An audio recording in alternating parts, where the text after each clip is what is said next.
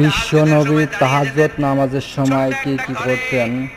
মা আয়েশা রাদিয়াল্লাহু তাআলা আনহার সাথে সেটা সম্পর্কে হুজুর আলোচনা করতে সবাই শুনুন। তাহাজ্জুদের জন্য দাঁড়াতেন, আল্লাহু আকবার বলে দাঁড়িয়ে যেতেন, নামাজ শুরু করে দিতেন। বিশাল বড় সূরা পড়তেন, কিরাত পড়তেন, রুকু করতেন, কিন্তু সিজদার জায়গায় সিজদা দেওয়ার জায়গা নাই। সিজদার জায়গায় মা আয়েশা পা পিছিয়ে শুয়ে আছে।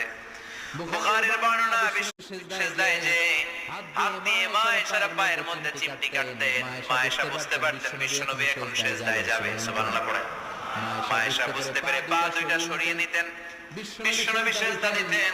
সিজদা দিয়ে বিশ্বনবী যখন আবার দাঁড়িয়ে যেতেন, মা আয়েশা পা পিছিয়ে আবার শুয়ে পড়তেন।